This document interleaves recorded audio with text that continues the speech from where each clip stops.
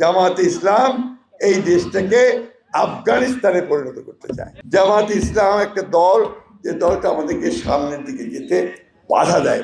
আজকে সকালে পত্রিকা বেরিয়েছে, আজকে মহিলারাও মিছিল করতেছে। আমি জানি না এটা কতটুকু সত্য কি মিথ্যা, এটা নাকি টেলিফোনে হ্যাক করা হয়েছে বলতেছে।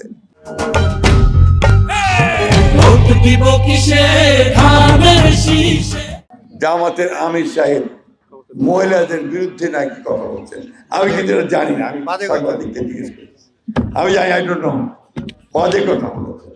যদি এটা হয়ে থাকে, উনি যদি বলে থাকেন, তাহলে অন্যায় করেছেন, সঠিক করেননি। মহিলারা কখনোই তাকে এটা মেনে নিতে পারবে না। তবে জামাতে ইসলামের তো ব্যাপারটাই আছে, ওরা তো মহিলাদেরকে কাজ করতে দিতে চায় না। পরে মহিলারা ঘরে থাকবে, কাজ করবে কি? এবং ওই যে আপনার গার্মেন্টসে যারা কাজ করে মেয়েদেরকে, তাদেরকে বলে দিয়েছে যে 5 ঘন্টার বেশি কাজ করতে পারবে না। তো খাবে কি? কাজ 8 ঘন্টা না করলে খাবেটা কি? তাই না? আমাদের মেয়েরা যদি স্কুল কলেজে না যায়, পড়াশোনা না করে, চাকরি পাবে কোথায়? সরকারের উঠে ওই টাকা সরকারের, কোন সরকার, এই বাটপাড়ি পুরা মিথ্যা কথা। কোন সরকার কাজ না করলে কাউকে টাকা দিবে? হবে নাকি? এরা জামাতে ইসলাম এই দেশটাকে আফগানিস্তানে পরিণত করতে চায়, পিছন দিকে নিয়ে যেতে চায়।